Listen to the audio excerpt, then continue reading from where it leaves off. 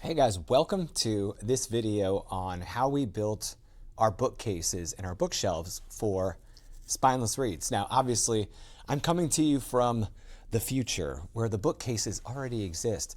We have already opened. We are already in business. These are the bookcases you're going to see being built in this video. I think it's important to kind of bring you this perspective now because you go into this with a vision of what you want for your store or what kind of bookcases you want for wherever you're building them for. And you're trying to realize that vision through either purchasing those bookcases or by building them yourself.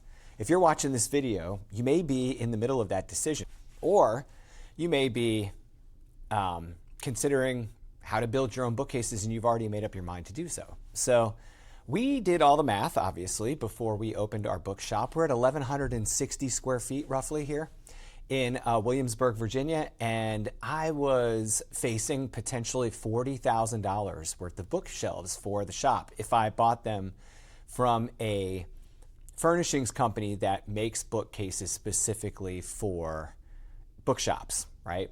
And so to give you some perspective on what that amount of money gets you, I wanted to show you what I was asking for. So this wall behind me is our biggest wall, right? And it's 7 bays. And then behind me here, you can see another 3 bays. And then over here, you can see another 2 bays. And so regardless of who you're buying custom-built bookcases from, whether it be a local craftsman, carpenter, or a company that does this in larger scale for the industry, it's expensive. It's a lot of hard work. It's a lot of material costs. It's a lot of labor. And all of that is perfectly fine. If you're looking at buying furnishings, particularly bookcases, or even bookshelves and cases that go in the center of your shop, rewarding those craftsmen for their hard work is never the issue. I had absolutely no problem paying an appropriate price for great work. However, it is a significant investment. It could be the largest financial investment you have in opening your bookshop outside of your initial inventory. For us, it was more cost beneficial if we could do it in-house, which we did. And so I hope that you'll watch this video knowing that a few factors were in our favor. One, we have local supplies. We live in a populated area with several large box stores that carry all of the lumber and building supplies that we needed. So we went to Lowe's or Home Depot. Actually, we ended up at both at various times depending on what we needed for lumber and what was available. Two, the actual trade skills on hand. So whether you have someone in your life that knows how to do these things or not, it makes a big difference when you're trying to do something fairly technical, especially when you're trying to keep your cost of rework down, meaning you don't want to make a lot of mistakes when you're building these shelves. You need the appropriate tools. You need to understand exactly what you're doing and the safety and all the things involved. So for us, we have that in our lives. My father is an exceptional carpenter, although he's not a carpenter by trade. It's one of his, I don't want to call it a hobby because it's more than a hobby to him. It's something he loves to do that he's done for money, but it's not his primary job. He's also done it just for himself and for his family, and he does an amazing job. So we had the skills, we had the availability of materials, and third, we had the time and budget to do it. So what did it run us for cost? It ran us under $5,000 to do all of the bookshelves ourselves. That includes all of the lumber, all of the fasteners, all of the paint, everything. Obviously, that's a significant savings over the $30,000 to $40,000 it would have cost us if we had outsourced this work. So is there a financial benefit? Absolutely. Is there a bit of a technical hurdle to get to that financial benefit? Absolutely. Can you do this without having a carpenter in your life? Absolutely. In fact, we did this in a way that even if you don't do it exactly how we did it, if you don't cut your shelves to the same sizes, if you don't use the same material, there's enough there. There's enough technical guidance in this video to help you understand what it means to do this yourself and how you could do it yourself. Now, there are some alternatives to the two options I've already given you. One, you can outsource it, right? Like you could hire a furnishings company that does this professionally. Oh, and by the way, the furnishing company we were looking at would have delivered those bookcases to us, fully assembled, and they would put them in place. That's a huge benefit. So the shipping, the installation, the manufacturing, everything was wrapped up in those prices. That's fantastic. That's why I was not complaining about their price whatsoever. However, the second option would be to build them yourself, like I just discussed. And then the third option would be to buy already made, mass-produced, IKEA-ish, if you will, IKEA available bookcases and install something like that. And I'm not saying you have to get them from IKEA. I'm just saying manufactured, mass manufactured furnishings. Why didn't we do that, right? So why didn't we just get IKEA bookcases and put them in? Well, you have to be very careful about the type of lumber you use in bookcases because books get heavy and lumber warps over time. And so if you're buying the lowest grade and they're not hardwood and they're not ply and they're not done properly and they're not assembled or fastened properly, your bookcases will sag over time. If you've ever been in an indie bookstore that has used inferior materials in their bookcases, you'll notice that they sag in the center. And I don't care how much work you do to try and eliminate that. Eventually it's going to happen in an inferior material. It's physics, man. This is what happens. But I don't necessarily look down on that model. There are plenty of videos here on YouTube where you can see where people have reinforced lower quality bookcases to make them last longer, or they just temporarily use those types of bookcases maybe for a year or maybe a little longer, and then they plan to invest later into better bookcases. So I'm not poo-pooing that idea or looking down or talking down on that model whatsoever. It was one of the options we considered. But I was just in a position where I could do this. I wanted to do this right. I wanted to do it the first time, and we chose to do it ourselves. So a little bit of a unique case maybe, but maybe it'll make for some entertainment for you if you're into this kind of thing. What are you in for the rest of the video? We're gonna cut shelves. You're gonna see us running wood through a table saw. You're gonna see us doing tons of painting, priming, measurements, tips and tricks throughout the whole process. So if you're into a how-to video on how we built bookshelves for our store, then great. Welcome to the remainder of this video. If that's not what you're here for, if you just want to, enjoy the entertainment of it a bit, I still encourage you to watch and just kind of experience that with us one time. See what we went through to make this shop what it is, so that when you walk in and you see what it is today, you can appreciate all the hard work that went into it. Now, again, I'm not going to miss this opportunity to thank everyone who helped us make these shelves, most notably my father, Charlie Marino. Dude, without him, I could not have done this in the time and for the price and the lower stress that I did it. I could have done this myself. It would have taken a ton of rework. I would have had to have gone and figured out how to put it all together. It would have been much longer process. It would have been much more difficult for me. I would have had to invest in the tools that he already has, and so it would have been much more difficult for me. And you'll notice that we kind of split our skills here a bit. While he was working the saws and cutting the wood and doing all the things, I'm priming and I'm painting. I just went into boot camp mode and was like, this is what I'm gonna do. I'm just going to just keep pushing. And he did the same thing. And I asked him to do something, to do all of this work in a very unrealistic time frame. And he didn't complain, man. He stepped right up and did it. And that just is a testament to him as a man, him as a tradesman, him as a father, just an all-around amazing dude. So anyways, if you know him, you're nodding your head going, yep, that's Charlie. If you don't know him, watch a bit of the video and get to know him, because he's amazing. All right, the second person I want to thank is my wife. All right, so Tammy was with me throughout all of this. She doesn't like to be the center of attention. She doesn't want to be on camera, but she was critical in helping me organize everything, making runs to the store with me, bringing things into the shop, supporting, taking care of the kids, doing all the things so that I could concentrate on compressing this schedule and getting all of this work done in a very short period of time. So enjoy the rest of the video, and I hope it brings something to you, whether it be entertainment or a little bit of know-how. All right, guys.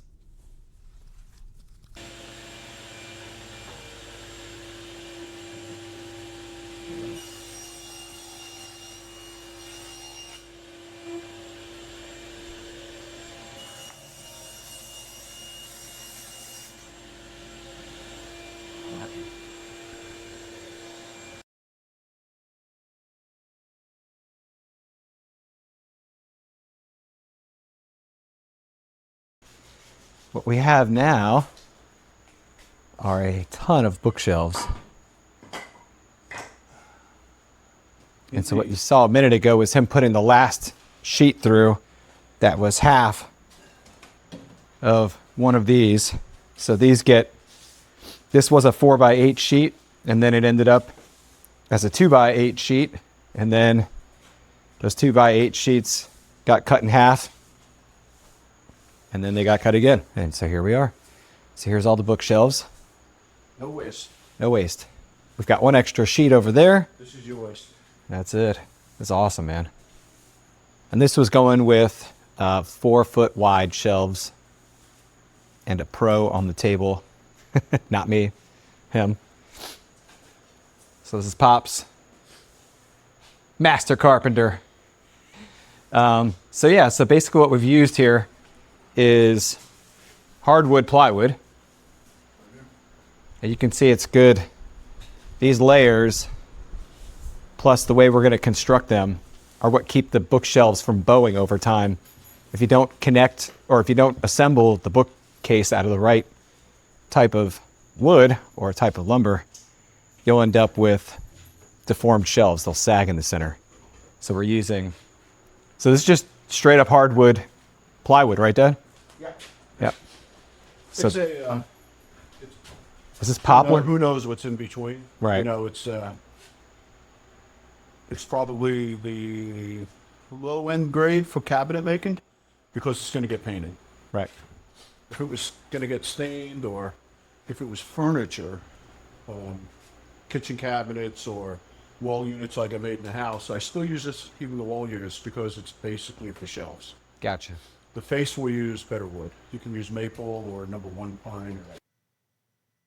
Now, don't get this too complicated. I know it looks crazy, but really all I'm trying to show you here is that one 4x8 sheet of plywood goes very far. In fact, it made a whole bookcase worth of shelves for us. And another 4x8 sheet of plywood would make our sides.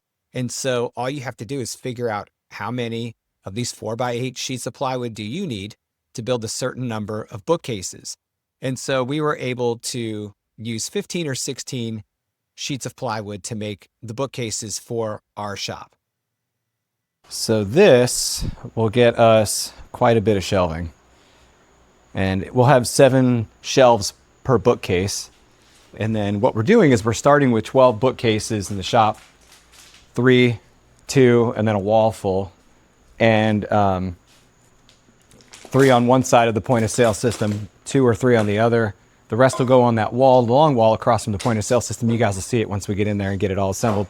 But we're starting with this number because we know it's a number we're going to need, but we're not sure if we need more. And so rather than make too many shelves and get in there and regret it because we aren't using the space properly, we're cutting 12 complete bookshelves and assembling them first. And then we'll be able to move them around the shop before we affix them to the walls or do anything like that, so that we can make sure we have the configuration we want. With it being a bookstore and not a store that is 50% of a bookstore and 50% of sidelines and merchandise, we're predominantly books. We're probably going to be like an 80-20 or even a 90-10 mix.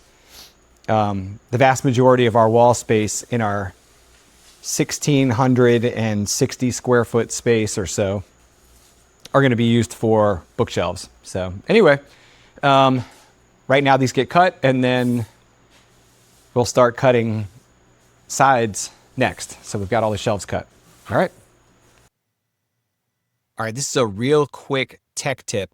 Pops has this is one of the sides of the bookshelves. He's got it laid down and he's using two 12-inch high templates so that we can make sure that we are properly and consistently spacing all of the shelves. You want consistent heights on all your shelves throughout all of your bookcases. So using these two templates, we can measure where the shelves are going to be once we go to put the shelves together.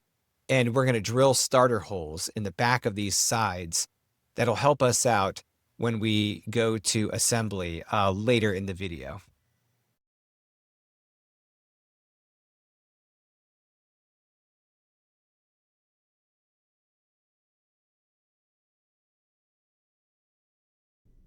Hey guys, welcome back. I wanted to give you a quick update on how the shelf build is coming along.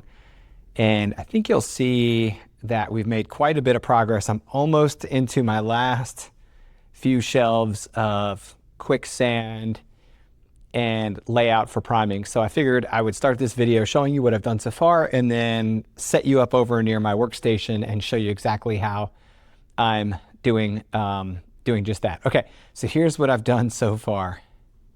Say what? Yeah, we go all the way around the shop. Actually, you can see there's quite a bit. And I've got at least 6 more shelves to sand and wipe before we can get to painting. So I've got this stack of shelves and each one of these is a shelf. And I'll take this sandpaper and a rag, and you give it a quick shot with the sandpaper, a wipe down with the rag, and you're good to go. So, all right, so you take your board,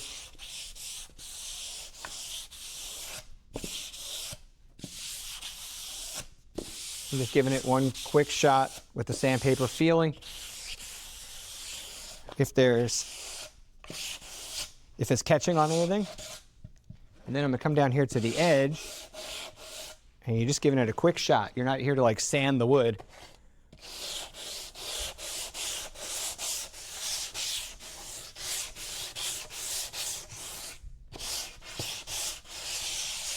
That's it. And just try not to drop that like I just did. What I'm doing is knocking the edges clean because you get these little burrs and pieces of wood from when we cut it along these edges. There you go.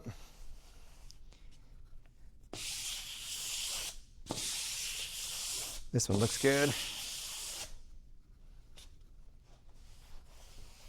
Now I will walk across the shop with it and set it in place.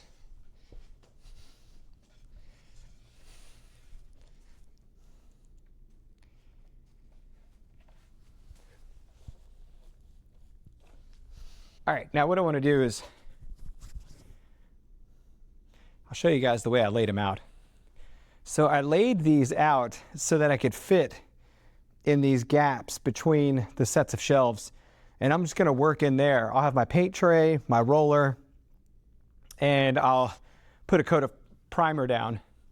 And once I get the coat of primer on them, and I get through all of these, it'll be time for me to put a second coat of primer on if it's needed.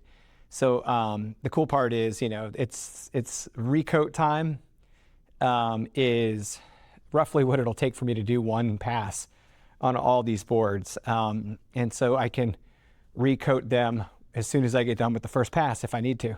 I'll look at the quality of the prime and see if a second coat is necessary. All right.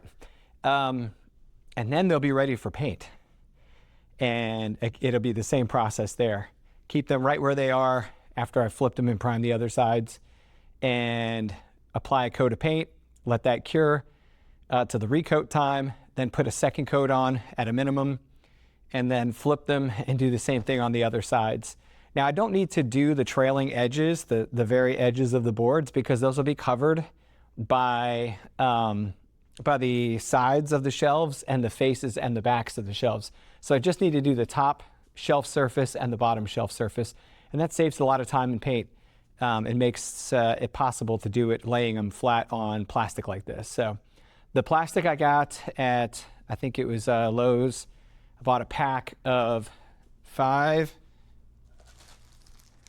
plastic drop cloths. Here, let me see if I can hold this up for you. 5 plastic drop cloths. Let's get some primer on these shelves. Now, this clearly isn't the most glorious thing you're going to see all day, but it's important to get a very thorough and even coat on the priming. And one very patient, deep breath. Now we go around and make sure all of the primed shelves are cured, and then we lift them, stack them, and get them ready for paint.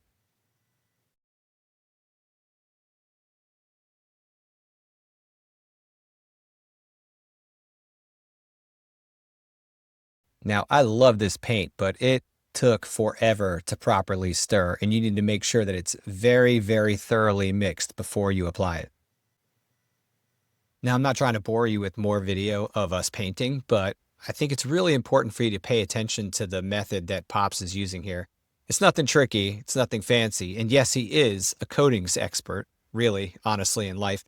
But in this case, what we're doing is we're putting on a good layer of paint here, but it's all about like repeatedly over coating the area you just went over. This particular paint does really well when you cross pattern, meaning you go in one direction and then the other. Now here's a glorious shot, right?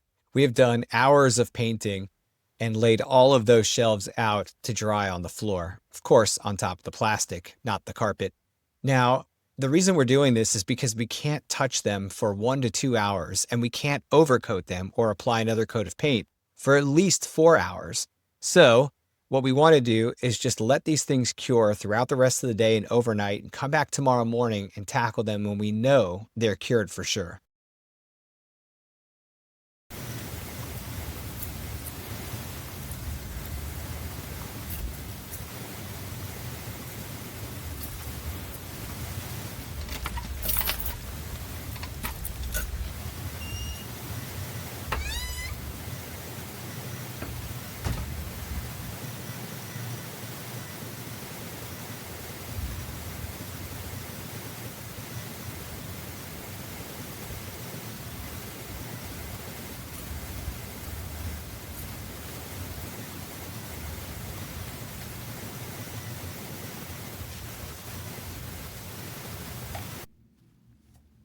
These turned out a little bit brighter than I originally anticipated, but that semi-gloss sheen really pops.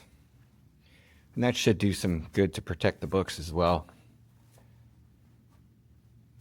The next phase will be all of these sides and the last bit of shelves there.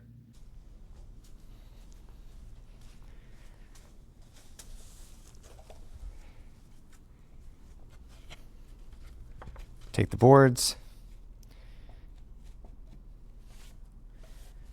Man, these look good.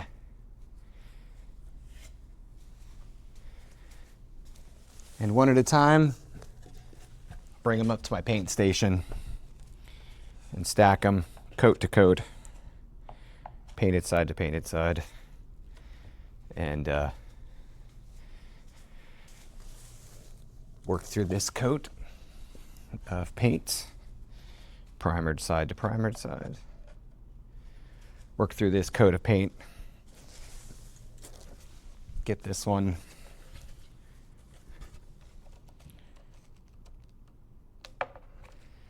done, and I'll just do that for the whole room. So all of those boards. Oh yeah, good times. This takes me anywhere from 2 to 4 hours per batch. So every day, 1 batch a day.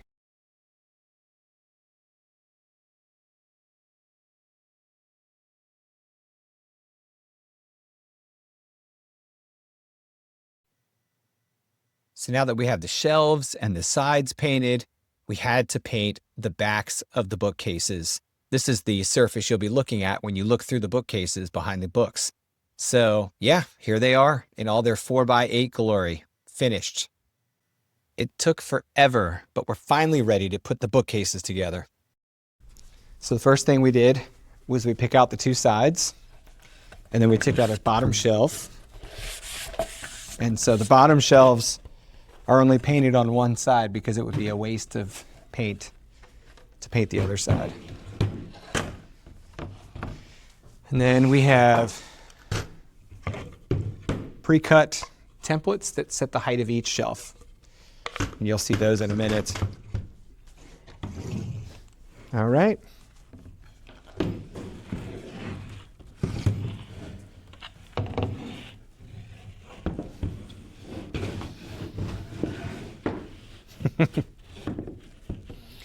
Are you going to be okay, Mo?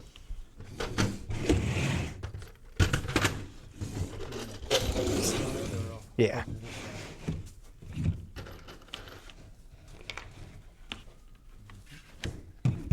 Watch that side will fall.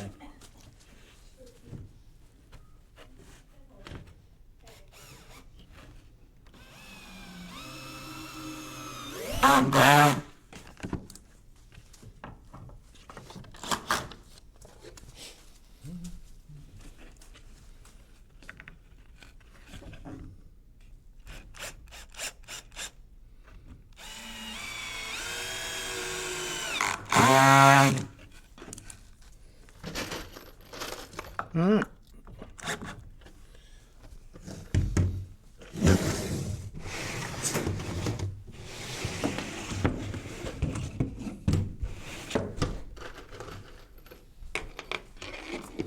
So now what Pops is doing is he's drawing a line down so I know where to put the second screw to hold the back of the shelf.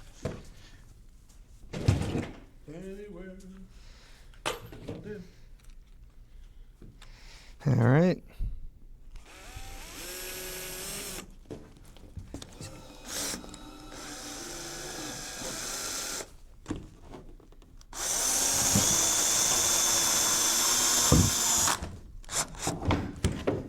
You just make sure that the bottom shelf is flush. There you go. And then we take these templates, and it says top, bottom, so it's between the shelves. And they're pre-cut. We have two of them. You can see Pops' says the same thing. And that way each side has a pre-cut shelf height. And now we get shelves.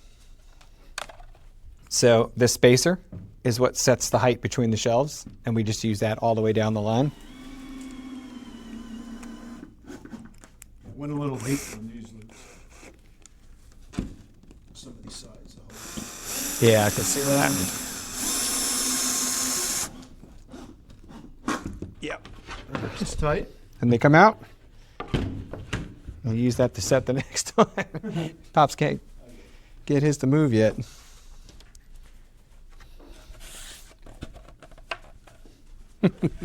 So what we're doing is we're using, so there's some, a little bit of dents and stuff in the bottom of the board that you don't want people to see. So we're going to put that facing down. Someone, are you stuck? Who's in there? I think when you twisted that. Yeah, I think it. Yeah. It's all good. There's another board that had dents in it from the straps. Yeah, that's a nice tight fitting shelf. Hold on. Get this one back. Yep, you're good.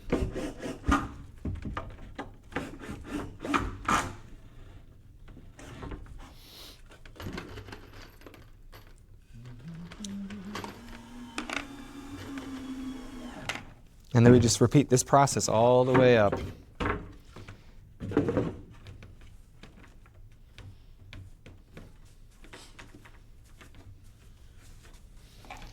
Should be good right top. So what Pops is doing is making sure that the shelf is flush, these two pieces.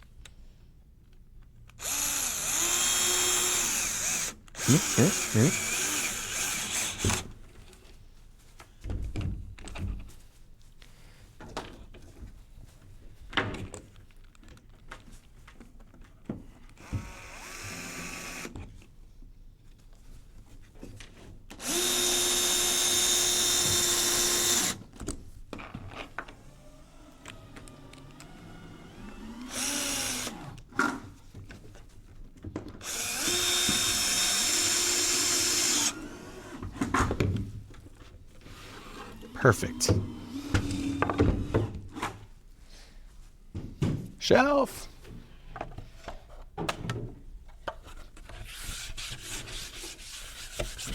Pretty. So you might find that one side of the shelf has like a rougher feel than the other. So you want the smooth side facing up toward the books.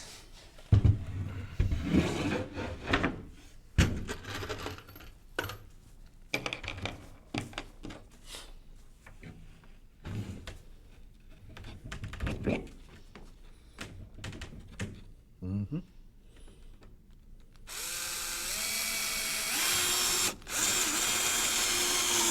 Thanks, sir. Yes, indeed.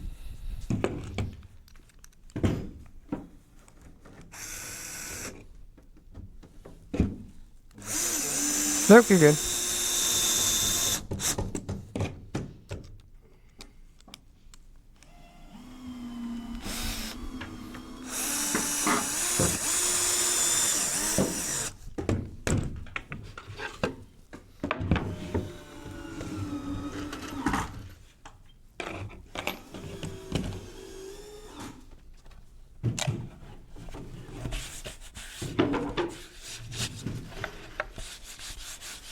That's a smooth side. I like that one. So what we're doing now is we're at the point where if someone was standing, they can really see the shelf surfaces. So you have to be really careful about the shelves you put in this section because they're right in the line of view, line of sight. And Pops expertly separated the wood pile so that all of the good pieces. Thanks, sir. We're lined up.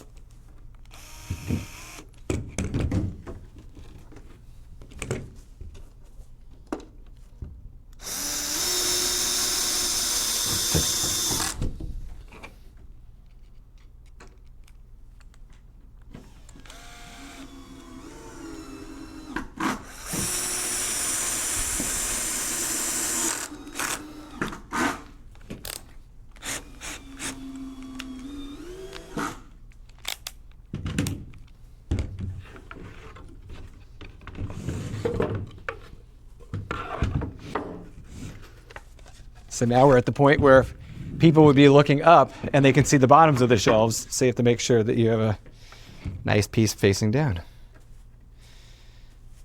Yay.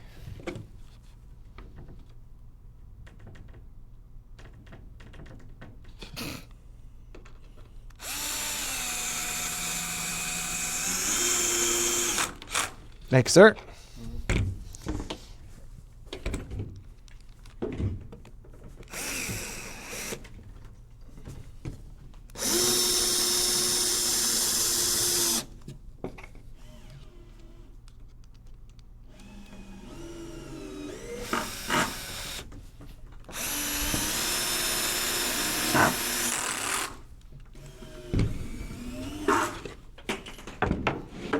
So these are tops. We didn't paint, just like with the bottom, we didn't paint one side because it's 8?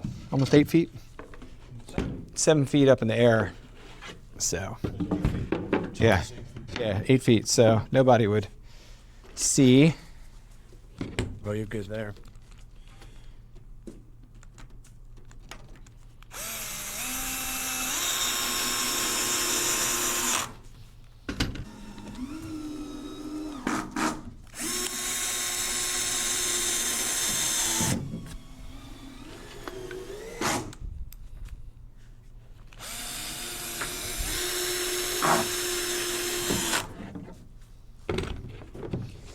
And that is installing all the shelves. So what we'll do next is we'll flip it. So we can put the back on.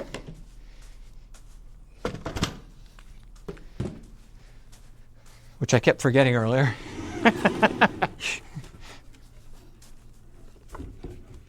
Yep. Ready to go.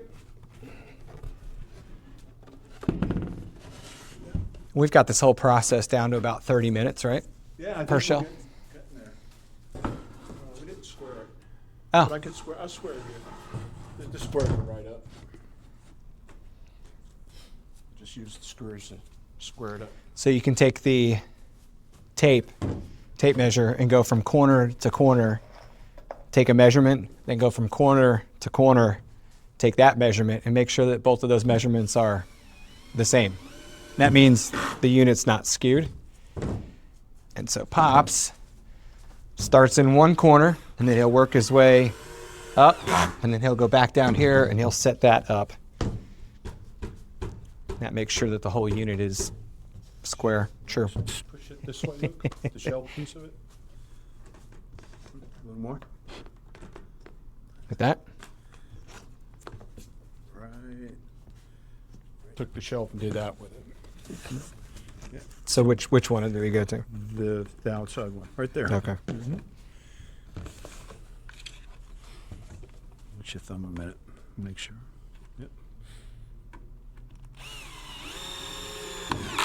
So basically, we do this whole side, right? So that's just one side of the 90 degrees.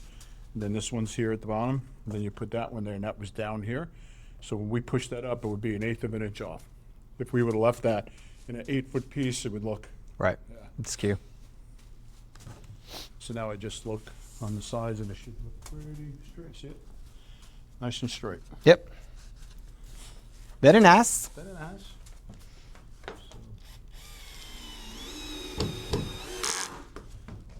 Next, we'll make our lines across.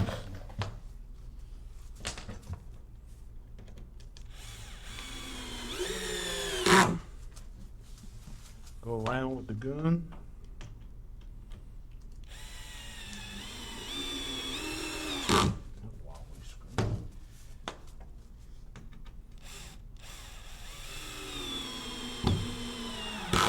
Just have to remember here that you only have 3/4 of an inch. Right.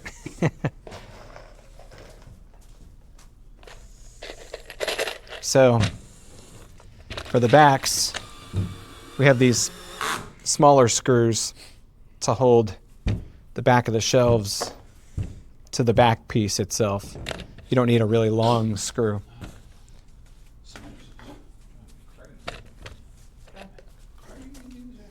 So what we want to do is, since we know where the shelf is inside there, because these are the screws that held the shelf last time, now we'll come in here and we'll transfer that line to the back. And that gives us the ability to know where the back of the shelf is. So when you drive the screws in, you're not missing the shelf going above or below it. Just make a line, so wherever we want to put screws, we can. Because you can never have enough. There you go. So Pretty much done with that. just set this over. And then so what we're doing is we're lining this straight edge up on the middle of the shelf. And then Pops will mark where we're going to drive those screws into the back of the shelves. Right in the middle of the screw pattern.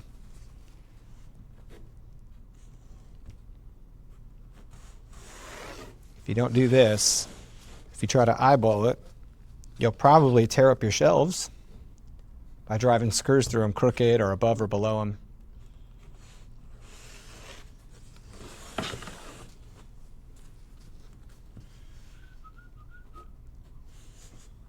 Now, if you don't do this, if you don't screw the back, like here, lift this up, Dad. Here, see how loose that is? If you don't screw the backs into the shelves, you'll have like a wobbly, loose back.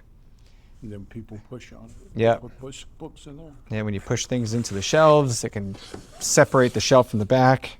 And you don't want to have to. And it also adds a little bit of strength to keeping the shelves from moving, from bowing under the weight of the books. So we just find those spots Pops just marked.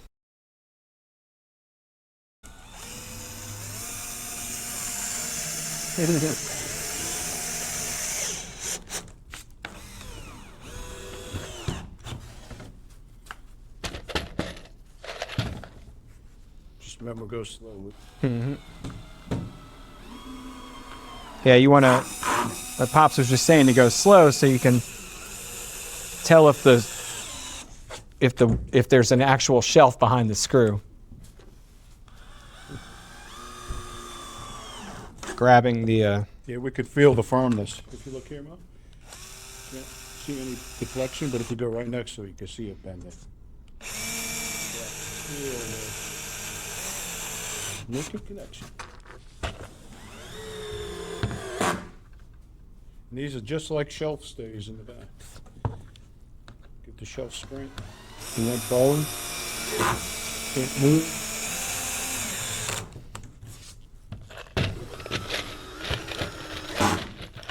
Now these aren't going like flush up against a mated surface or anything weird, so we don't have to worry about having the screws heads perfectly recessed or anything like that.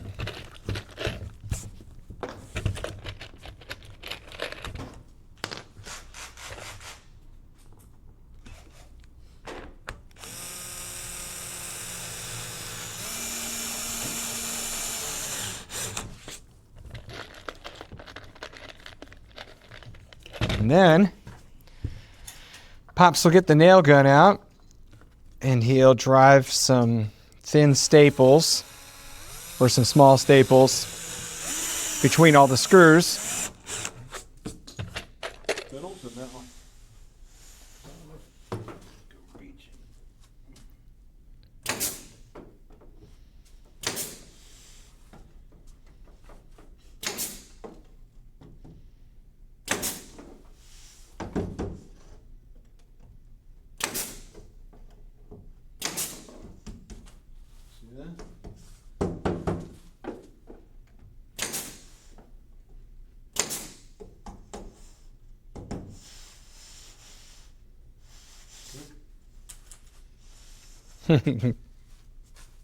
Just like before.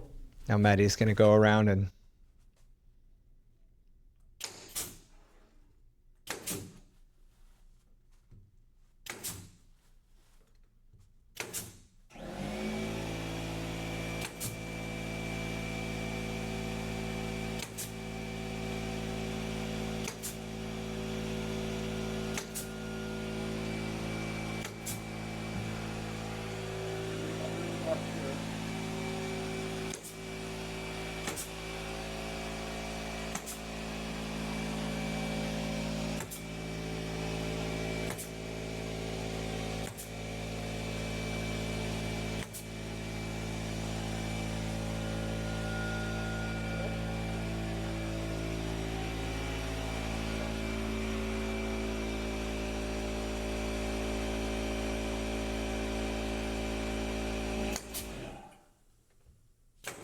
it'll look quieter without that air compressor.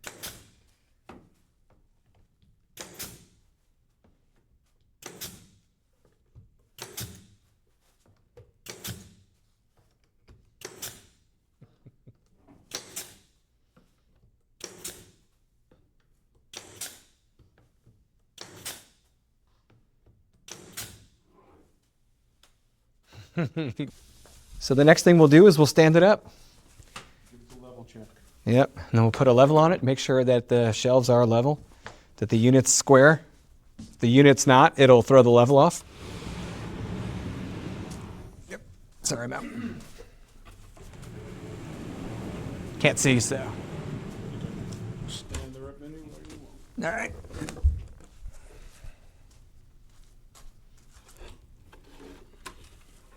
All right, come on over this side, Mo. And then Pop's going to put a level on it. Boom. Level. You see it? Do you need to get closer?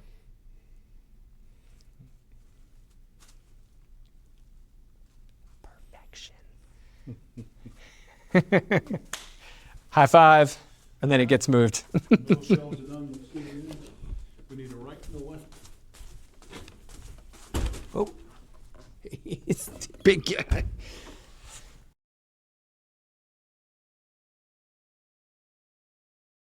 Yeah, this is all the trim I've been priming that goes across the faces of the shelves, tops, bottoms, and across all of the shelf faces. So quite a bit, and every one of these are painted on 3 sides, because one side gets, obviously, gets pinned to the shelf or nailed to the shelf. So quite a bit. These are the actual faces, the verticals that go from floor to ceiling. And then all of this, which is, you can see there's multiple boards there. I've got them stacked so they can dry a little bit. All of that are the tops and bottoms. And then of course I've got the shelves that are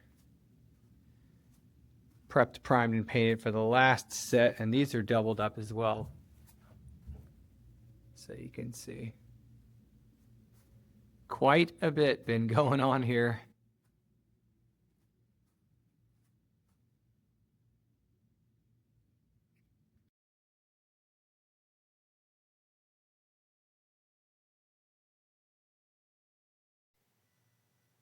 Now this is a major progress update. Essentially what Pops and I have done is cut all of the dado or kick plates away from the wall that were installed by the last tenant, and thrown that stuff away, pushed all of the bookcases up against the walls, and then Pops has secured the bookcases to the walls using L brackets, while I've been painting all of the fronts, faces, trim, everything. So yeah, a lot going on.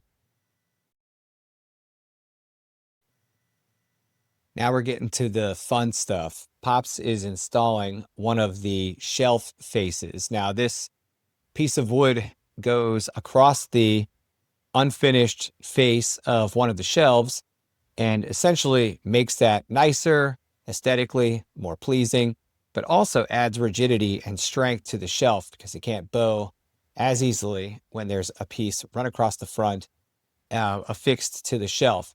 Now you made note that I didn't paint or prime these edges of the shelves. This is exactly why. I was going to put several coats of primer and several coats of paint on these fronts or these faces. So they're cut real tight. I mean, they're real snug getting them in there. You'll notice that Pops is kind of feeling to make sure that they're level with the top of the shelf. We want, when someone puts a book in, we don't want it to get hung up on that face. And so once he gets it set right, the wood glue goes on, and then we use, you can use either small finish nails or staples to affix these. I believe we were using finish nails here, but moral of the story is, this is the kind of stuff that really goes far in carpentry.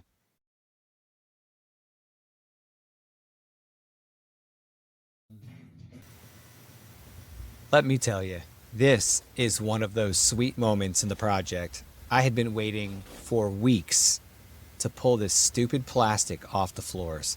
It's so symbolic. You're finally done with all that crazy painting. And this was only put on the floor to cover the shelves, right? To give me a place to work, expanding basically a huge workstation for me to be able to paint and prime and sand and do all the things with the shelves. So now that all of that big lifting is done, I can pull up the plastic.